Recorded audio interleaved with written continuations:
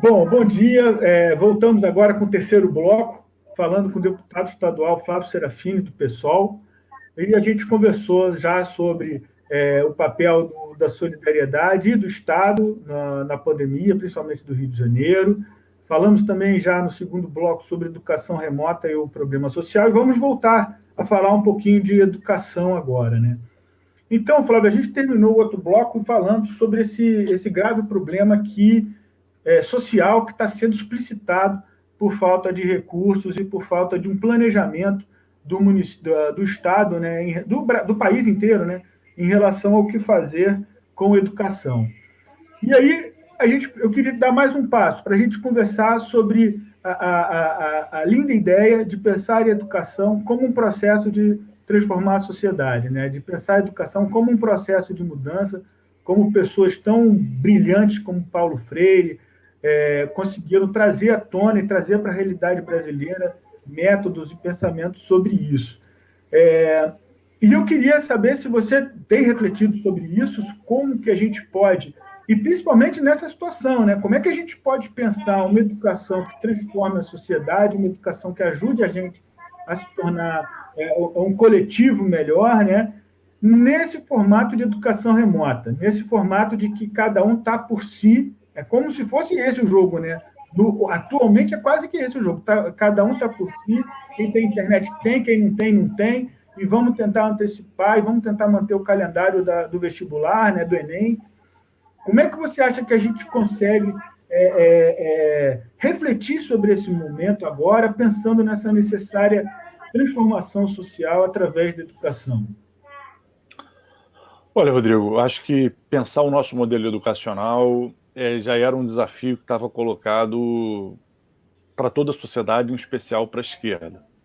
Porque é evidente que o nosso modelo educacional atual, ele vinha sendo incapaz de garantir acesso ao conhecimento para uma parcela muito grande da sociedade. Ele vinha tendo cada vez mais dificuldades de conviver com um mundo onde a gente tem a inserção de novas tecnologias, de novas formas de interação que colocam, né, uma outra dinâmica de percepção da própria realidade para as crianças, para os adolescentes, ou mesmo para as pessoas adultas. Então a gente vinha sentindo a crescente necessidade de pensar um modelo educacional muito engessado, muitas vezes muito descolado da realidade do estudante, muito conteudista, mas, por outro lado, essa necessidade de pensar a mudança, ela tem que partir de alguns pressupostos, né? Um deles é de educação tem sim o desafio de levar o conhecimento social produzido pela humanidade para as novas gerações, então tem que ter referenciais, né, curriculares com conteúdos, né, bem definidos, tem que ser capaz de desenvolver pensamento crítico, compreensão da realidade, mas precisa se renovar, né? Está mais relacionado às diferentes realidades dos estudantes, estabelecer conexões com essas tecnologias que não sejam artificiais, que não se proponham a substituir o aspecto da interação professor-aluno, da sociabilidade entre os estudantes como aspectos fundamentais do processo educativo. O direito à educação escolar ele também é um direito à vida em sociedade, né? A gente tem agora, por exemplo, esses movimentos por homeschooling, né, pelas famílias quererem educar seus filhos em casa sem frequentar a escola. O que é você negar a uma criança o direito de se sociabilizar, de conhecer seus pares, né, seus cidadãos, né? É muito grave, né, do ponto de vista de você pensar uma coletividade, você privar o ser humano na sua infância do convívio social. E a escola é tudo isso, né? A escola é a interação, é a percepção da realidade, é o processo de ensino-aprendizagem. Então a gente tem a esquerda já vem com esse desafio de pensar, porque a gente vê na direita o que está se colocando. É a proposta, por exemplo, da educação à distância, da substituição do professor, né, por tecnologias que aligeram o processo educacional. A esquerda tem que aprofundar a sua agenda, que não pode ser a da defesa de um modelo educacional que também não foi desenvolvido pela gente. Então, a gente tem que pensar o que é a educação integral, essa educação que desenvolve os diferentes aspectos, né, do ser humano, né, uma educação unilateral. Isso são, né, elementos que estão colocados à nossa frente. Então, associar teoria e prática no espaço escolar é algo fundamental, e a gente tem que conseguir aprofundar. Agora, durante a pandemia, esse desafio está multiplicado, porque a educação presencial está comprometida, esse ano está comprometida até o final, mesmo que voltem às aulas com o controle das curvas, não vai ser como era antes, vai ser de 1 a 3 aulas por semana por estudante, nenhum estudante vai ter condições de ter aula 5 vezes na semana presencialmente. As escolas não comportam uma adequação que permita isso, então vai ter que ser mediado. O uso das tecnologias pode ser incorporado, desde que com a clareza da sua provisoriedade, da sua não substituição ao profissional da educação e à educação presencial, digamos assim, como um modelo permanente, e da sua limitação.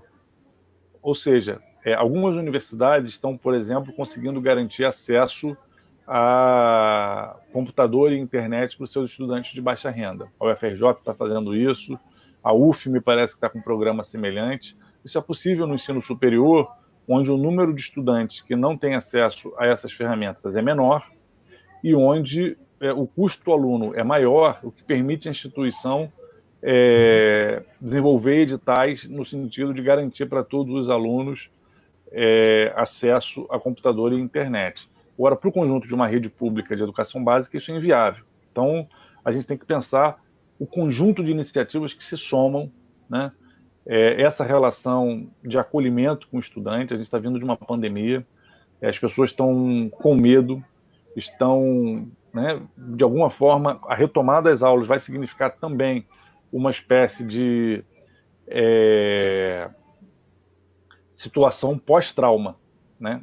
Todo mundo está vivendo um trauma, e a volta às aulas vai significar, de alguma forma, um pós-trauma.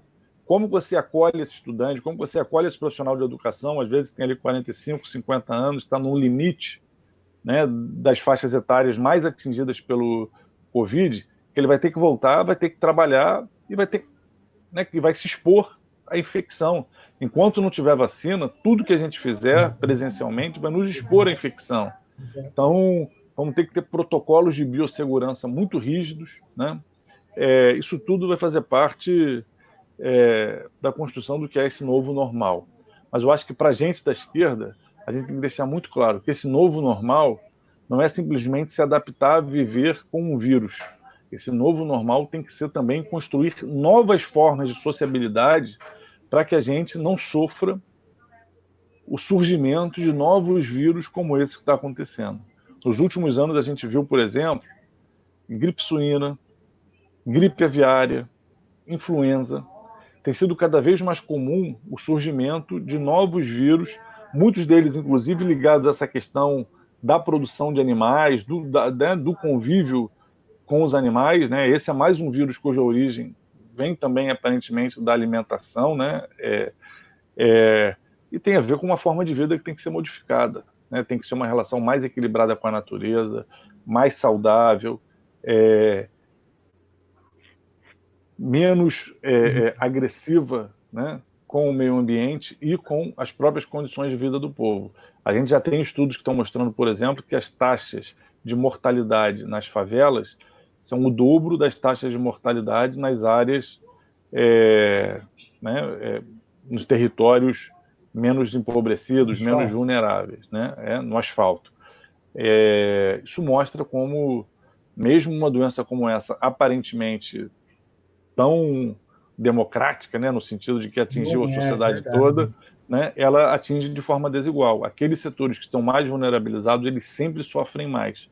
E não é à toa, então, que a gente já está vendo aí que a taxa de mortalidade nos setores mais empobrecidos da população chega ao dobro dos setores menos empobrecidos.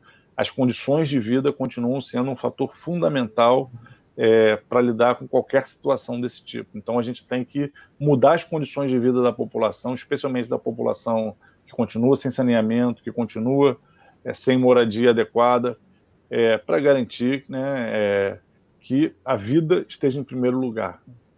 E eu acho que esse planejamento que a gente precisa fazer, se ele fosse um planejamento sério, a gente podia ir para uma outra lógica, né? O que a gente está vivendo agora é uma lógica seguinte: olha, nós temos uma organização social que funciona a educação desse jeito, que trabalha desse jeito, apareceu a pandemia. Então, o desespero das pessoas que não querem pensar é o seguinte: é como que a gente implementa aquele antigo modelo para a situação agora. E eu acho que o desafio também esse, né? Quer dizer, é a gente conseguir pensar em resolver o problema que nós estamos passando agora, com esses princípios da solidariedade, da humanidade, do princípio à vida, do direito à vida, e depois disso, e dessa forma, a gente vai escalando para esse novo normal, que ninguém sabe como é que vai ser, né? É isso que países que têm mais experiência democrática, como Irlanda, por exemplo, têm feito, né? Quer dizer, repensaram a sociedade, Dinamarca, repensaram o jeito de viver, e a partir daí estão indo para um novo normal, para algo que ninguém sabe o que é. E eles também não sabiam. Como eles seguiam esses princípios e planejaram, é isso que falta muita gente fazer, né? Eu acho que eu fico pensando nessa lógica que você deu sobre partir para a interação mais professor-aluno, por exemplo, por telefone, é simplesmente fantástica. Eu acho que esse é um caminho que a gente consegue ajudar muito a resolver. Porque do jeito que a direita vê o sistema educacional, né, nós pegamos um produto, que é a educação, nós precisamos entregar esse produto. Então, o que a gente faz? Esse mecanismo, a gente pega uma empresa, contrata uma empresa, paga para ela vai e entrega o produto. Se o cara não estiver satisfeito, ele vai no saque da empresa, vai em algum sistema aí. É tão mais complexo que isso, né? A relação professor-aluno é tão mais complexa, a educação é tão mais complexa, assim, é um passo que a gente dá porque a gente quer uma sociedade diferente, porque a gente quer uma sociedade que as pessoas tenham acesso ao conhecimento. Por isso que o esforço da educação é um esforço da sociedade, né? Eu não sei se a gente consegue ir para esse ponto. Aqui em Teresópolis nós estamos nos esforçando muito para isso, para fazer. Nossos problemas são esses que você tem falado também, Flávio. Reflete muito isso. É a falta de acesso da internet, é a falta de organização da pessoa, é a falta de discussão com a família sobre esse novo momento. Então, a gente precisava empoderar o aluno dentro da própria casa dele, falando, olha, é necessário resolver isso dessa forma, etc. e tal. Vamos dialogar sobre isso? Porque ele não tem esse empoderamento todo, né? Ele está acostumado a sair de casa, vai para a escola e a mãe faz o que tem que fazer, o pai faz o que tem que fazer, né? Então, esse desafio ele não parece ser simples. Mas, é bom a gente ter pessoas como você, que está com essa liderança na Alerj, aí, de presidente da educação, que pode trazer isso à tona. E aí eu queria fazer essa última pergunta a você, da nossa entrevista, Flávio, era sobre o que nós, enquanto esquerda, podemos fazer para que essa reflexão sobre a Covid, essa reflexão sobre a necessidade de transformação social, possa se juntar para a gente transformar em algo benéfico para a maioria da população, né? Para o pobre, não para o empresário. Esse aí já está beneficiado de muitas maneiras, né? O grande principalmente.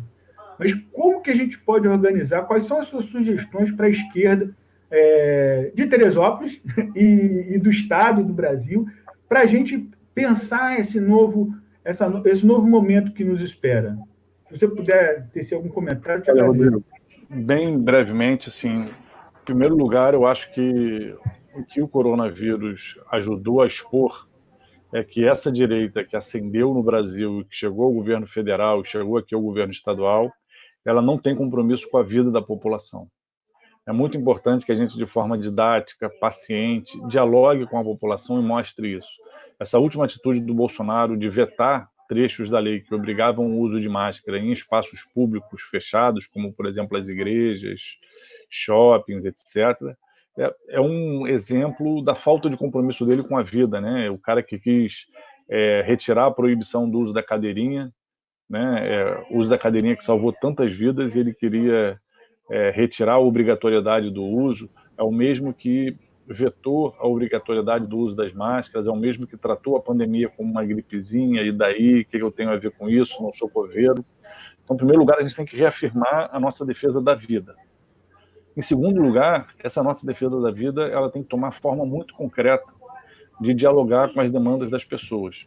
A demanda por trabalho, a demanda por educação, por uma educação que seja inclusiva para as pessoas que estão em situação de maior vulnerabilidade social, para as pessoas com deficiência, para as pessoas com necessidades especiais de ensino-aprendizagem. Ninguém pode ficar para trás. Eu acho que um elemento importante é que nesse novo momento que a gente está entrando da vida da humanidade, que a gente vai ter que reconstruir bases de convívio social, tem que ser um princípio de que essas bases de convívio social têm que ser solidárias. Então, as políticas públicas têm que chegar, e onde as políticas públicas não chegarem, a gente tem que estar preparado para ter ações solidárias, para fazer com que chegue a mão amiga, fraterna, solidária. Não podemos mais conviver com a desigualdade tão brutal que a gente convive no nosso país, sem sentir a dor do outro, né? A gente tem que sentir a dor do outro como uma dor nossa e trabalhar para enfrentar essa dor. Eu acho que esse é um desafio que está colocado e isso tem que tomar, né, cara, né? Tem que garantir um sistema de saúde que, de fato, seja universal, público. Essa pandemia também está mostrando a importância do SUS, como foi importante, nesse momento, a gente ter a ampliação da capacidade de atendimento do Sistema Único de Saúde, mesmo assim foi insuficiente.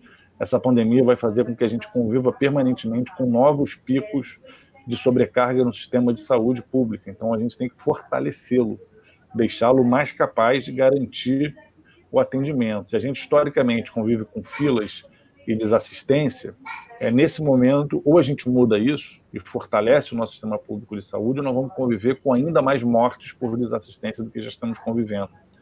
Muita gente está morrendo em casa, sabe por quê? Porque não está sendo acolhida na rede de saúde. Sim. Então, a gente tem que mudar essa realidade. As pessoas têm que confiar na nossa rede de saúde, têm que ir acessar e, de fato, ter o atendimento adequado. Então, a gente tem que conseguir ter essa plataforma e enfrentar alguns dogmas que a gente tem visto no Brasil. Por exemplo, o Brasil aprovou recentemente uma emenda constitucional no governo Temer que congelou os gastos em saúde e educação por 20 anos.